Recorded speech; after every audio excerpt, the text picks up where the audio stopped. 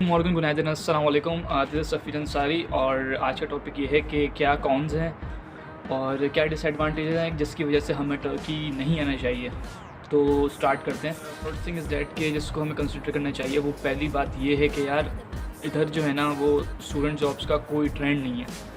यानी कि लाइक इधर स्टूडेंट जॉब्स जो हैं वो ऑफ सीन है। अगर आप ये सोच रहे हो कि मैं पाकिस्तान से या कहीं से भी इधर आके अपना ख़र्चा भी अफोर्ड करूँगा, अपने ये एक्सपेंसेस भी अफोर्ड करूँगा और अपनी यूनिवर्सिटी की फ़ीस भी अफोर्ड कर लूँगा बाय वर्किंग, तो ये ख्वाब आपका पूरा नहीं होने वाला। क्योंकि यहाँ पे स्टूडेंट्स का फुल टाइम जॉब का सीन ऑफ है, बिल्कुल समझ रहे हो।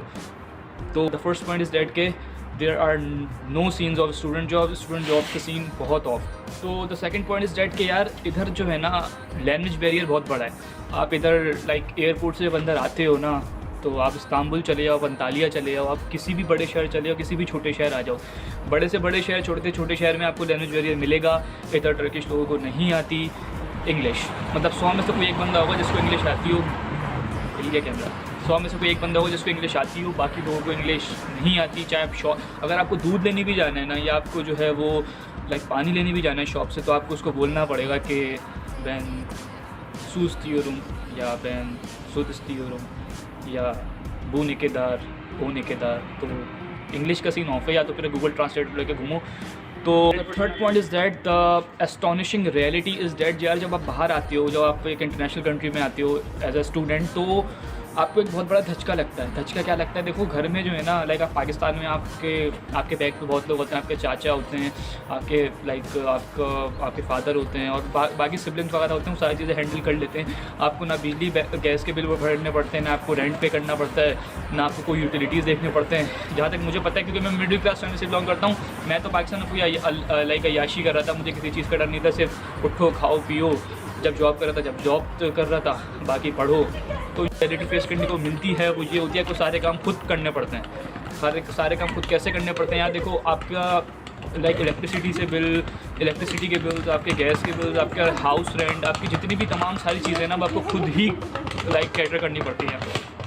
आपको यहाँ पे सारी डॉक्यूमेंटेशन खुद करनी पड़ती है। ये नहीं कि आपने बाबा को डॉक्यूमेंट दिए और वो जो है वो मोपा से अटैच करवा के ले आए और आप अभी दोपहर में सो के उठ रहे हो।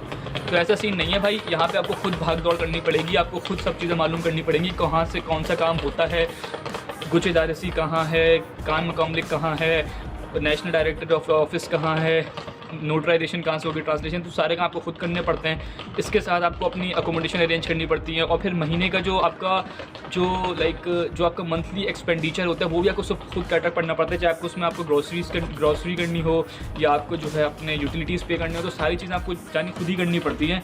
तो दैट्स द हार्डेस्ट रियलिटी जो आपको एकदम से फेस करनी पड़ती है, जिसके लिए आप तैयार नहीं होते पाकिस्तान से, और बस ये वाले माहौल देख के चिल करते हो कि यार जो होगा देखा जाएगा। तो दिस इज़ द रियलिटी और ये एक वजह हो सकती है। तो थर्ड पॉइंट इज़ दैट कि आपको सारा काम खुद करना पड़ता है।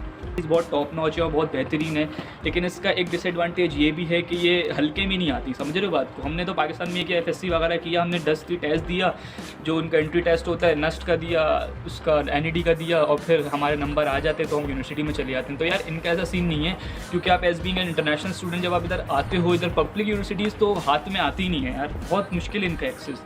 क्योंकि देखो आपको जब आप फॉरेनर होते हो, आप जबानजी स्टूडेंट होते हो ना, तो आपको यहाँ पे देना पड़ता है योज़ का टेस्ट के बाद आपको जो अच्छी यूनिवर्सिटीज़ है वो सेट भी मांगती हैं, जैसा हमारी पाकिस्तान की कुछ प्राइवेट यूनिवर्सिटीज़ सेट मांगती हैं। तो आपको ये सारी लाइक चीज़ें करनी पड़ती हैं। मतलब आप पाकिस्तान से बस ये सोच रहे होते हैं कि यार मैं उधर जाऊँगा या मैंने किसी कंसल्टेंट को देके पैसे देके मैंने एडमिशन करा लिया। तो यार यहाँ पे जब आप लैंड करते हो ना, जब आप यहाँ पे पब्लिक यूनिवर्सिटी के पास जाते हो, तो उधर सीन ही अलग होता है। समझ रहे हो बात को? तो ये बड़ा ऑफ सीन है इनकी। जो पब्लिक यूनिवर्सिटीज़ है ना, उनके नखरे बहुत हैं। मैं तो ये बोलूँगा उनके पब्लिक यूनिवर्सिटीज़ के नखरे बहुत हैं और ये बहुत हल्के में नहीं आती, क्योंकि इनके पास बच्चा बहुत होता है। एजुकेशन आपको ऑफ़र कर रहे हैं, इनको क्या फ़ायदा हो रहा है? ये तो आपको फैसिलिटेट कर रहे हैं, तो इसी वजह से इनके नखरे भी ज़्यादा होते हैं। बाजी का सूटकेस लेके जा रही हैं। हाँ, तो दोबारा करते पॉइंट इज़ दैट कि यार यहाँ की जो पब्लिक यूनिवर्सिटीज़ है ना, देखो मैं पब्लिक की बात इधर से कर रहा हूँ क्योंकि डॉलर चार्ज करती है, उनको मिल रहे होते हैं डॉलर, तो वो आपको फैसिलिटेट भी उसी तरह से करती है। उसका सीन आसान है। पब्लिक का सीन ये है यार, इनकी पब्लिक यूनिवर्सिटीज़ में मोस्टली जो प्रोग्राम्स होते हैं ना वो टर्किश में होते हैं। अब ये क्या सीन है? देखो पब्लिक यूनिवर्सिटीज़ जो इनकी पब्लिक यूनिवर्सिटी गवर्नमेंट यूनिवर्सिटीज़ जो होती हैं यार, वो अपनी लैंग्वेज को ही प्रेफर करती हैं क्योंकि उनको टर्किश पसंद, लाइक वो अपने कल्चर को प्रमोट करती हैं। तो इनकी जो पब्लिक यूनिवर्सिटीज़ का जो सीन है वो ये है कि इनके मोस्टली प्रोग्राम्स होते हैं टर्किश में ऑफर, चाहे वो स्पेशली मेडिसिन और इंजीनियरिंग में सिर्फ कुछ फील्ड्स हैं जैसे कि कंप्यूटर हो गई, मैकेनिकल हो गई, जो इंग्लिश में ऑफ़र होती हैं। बाकी जितनी फील्ड्स हैं ना मोस्टली वो मेडिसिन तो पूरा इनका वो है टर्किश में।